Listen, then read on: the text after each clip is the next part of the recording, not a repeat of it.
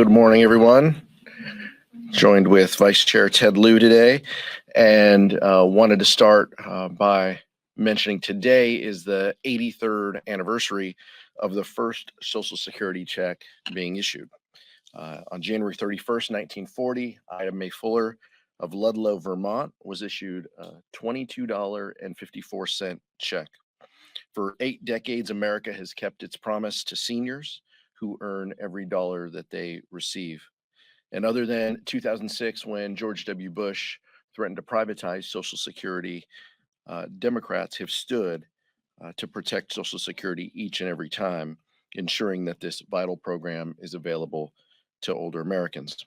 7 in 10 Americans share this concern and are looking to House Democrats to protect Social Security and to uphold its promise. House Democrats have already reduced the deficit by hundreds of billions of dollars, and now Speaker McCarthy needs to say exactly what his values are and release his budget. As Leader Jeffries mentioned last week, we are Team Normal. They are Team Extreme that seeks to threaten and cut Social Security, Medicare, Medicaid, and we want to uphold these important programs for the next 83 years. Vice Chair Ted Lieu. Thank you, Chairman Aguilar. And I want to follow up on what the chairman said about Social Security. We do ask the Republicans to show us their plan. The reason that they're unwilling to is because it's going to show massive cuts to Social Security. At the same time, we also know that Republican ideas are extreme and dangerous. How do we know that? They said it out loud. So I'm going to read to you what the House Budget Chair, Representative Arrington, said yesterday.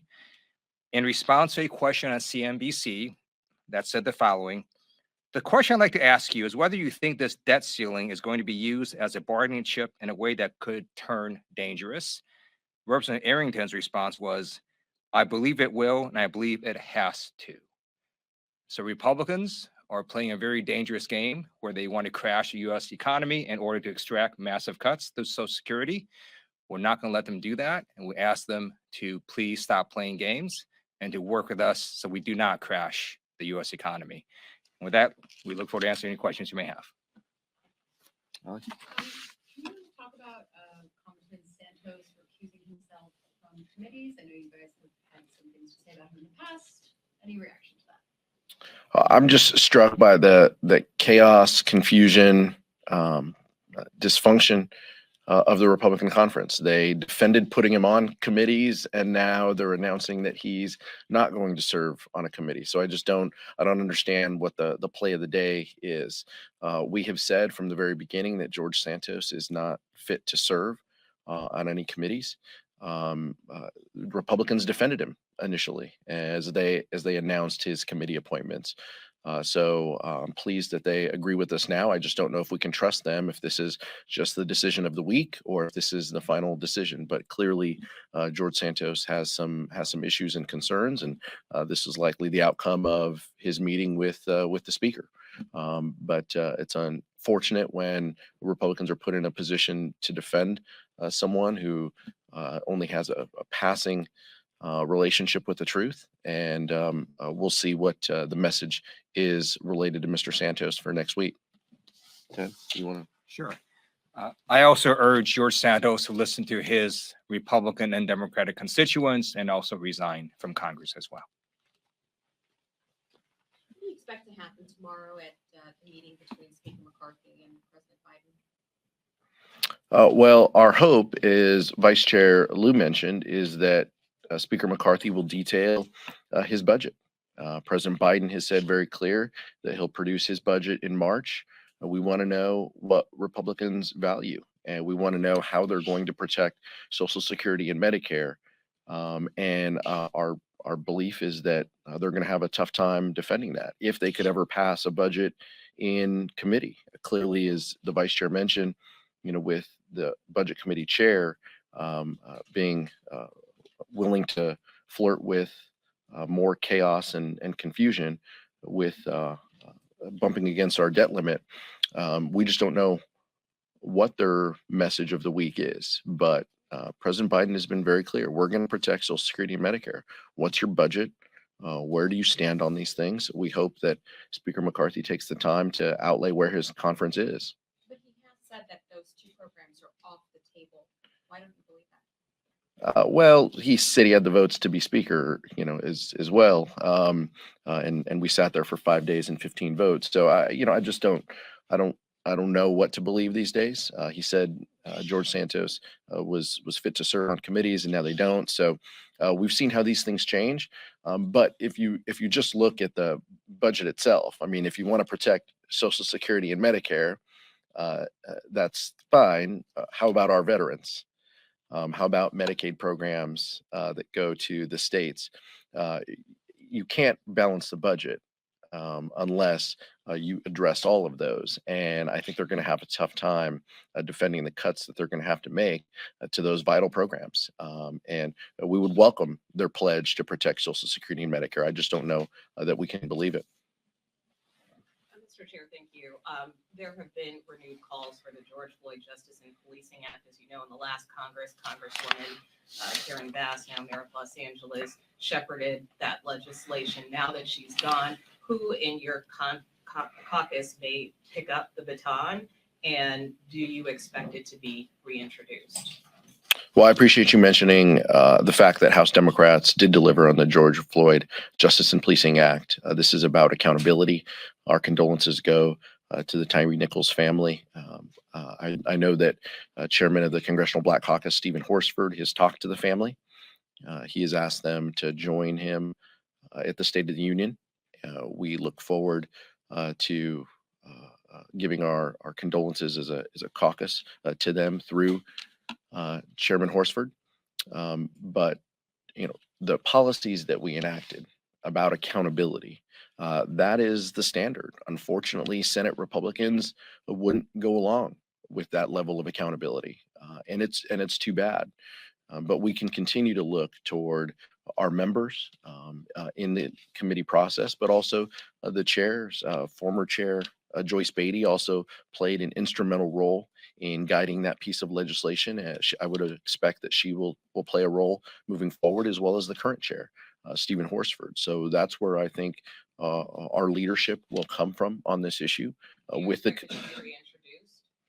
I believe that you can count on us to introduce measures that will further accountability within policing. We have been very clear as a House Democratic Caucus. We believe in protecting our communities, giving them the resources to succeed, as well as the accountability. It is both of those measures combined. We have a strong track record on. We're going to continue to do that. Well, look, I'm gonna leave it to them and the committees to talk through what their plans are. But I think, given our track record, it's pretty clear what we support, what we have passed, what pieces of legislation we want to get to the president's desk. I'll let the vice chair. Sure. I just want to note that the Republican stance of not doing anything has not actually helped solve this problem. So they stopped Democratic reforms last term. We hope they don't do it this time. And I just want to say one thing a little bit off the record, which is my memory is not as good as Chairman Aguilar, and this is only my second or third conference. If you could say your name and the press organization you're with, that would be super helpful as well. Thanks so much.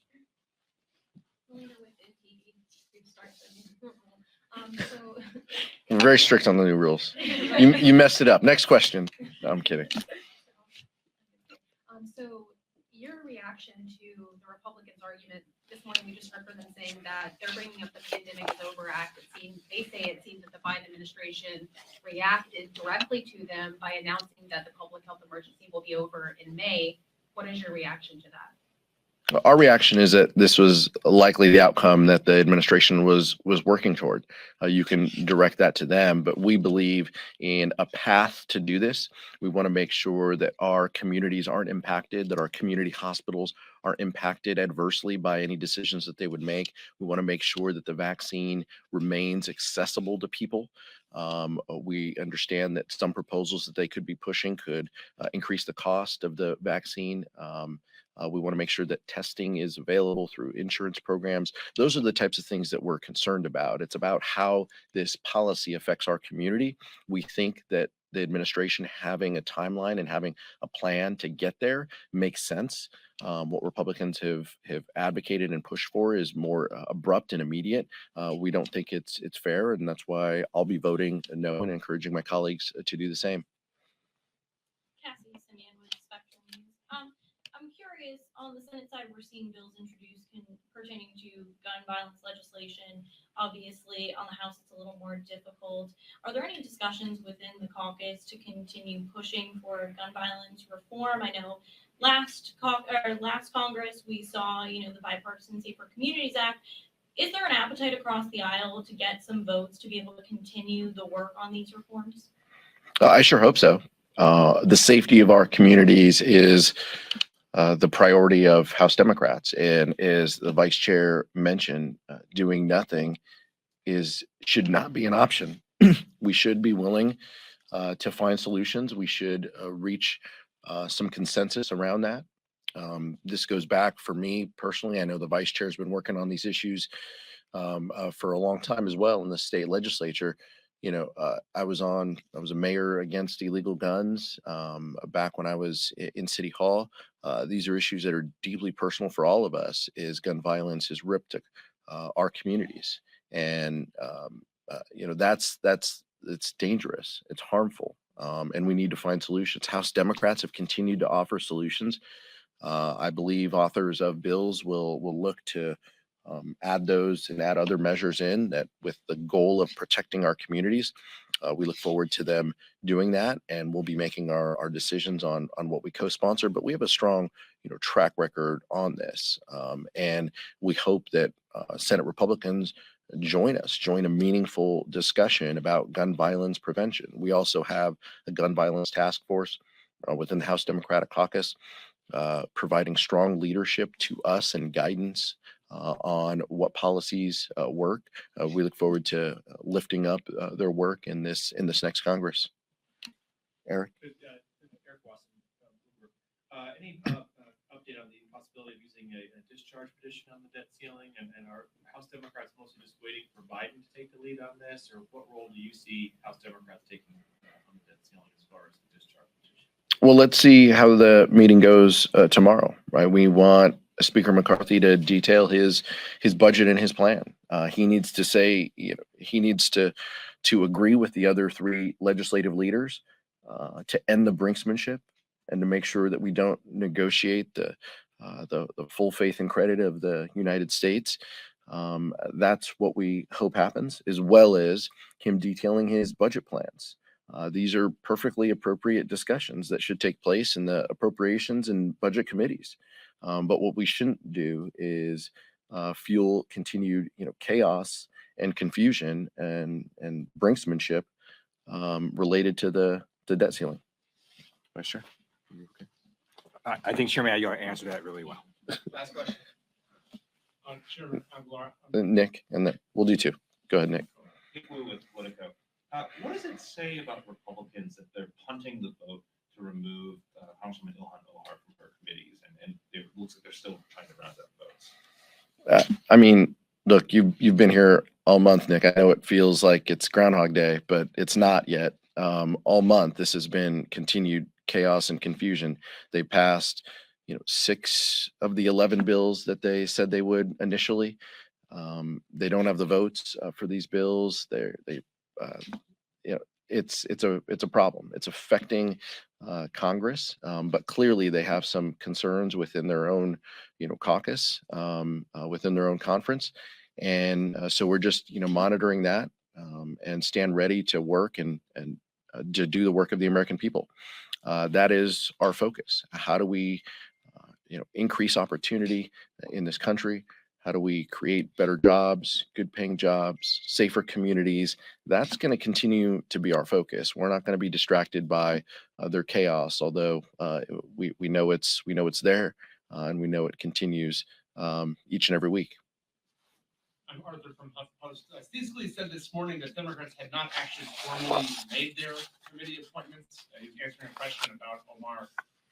What's with that? What's the timing on it? And what is your reaction to the threat to remove her? Partly because she voted to remove Marjorie Taylor Greene from committee in 21. Yeah, committees are being populated. I've been on the House floor offering privilege resolutions with Elise Stefanik. We have been populating these committees together, so nothing is different in that regard. We look forward to doing the work of the American public, and that starts within the committee process. They've been a little bit behind clearly on this. These are all discussions, and the committee process usually kicks off in December. Unfortunately, Speaker McCarthy didn't know how many promises he would have to make in order to hold the gavel, so they delayed those conversations until January. That's the reason why we're in this position now, but nothing is different related to both sides offering resolutions and populating their committees. We expect to be completed by the end of the week, and for all the committees to be completely populated. Thank you so much. Thank you.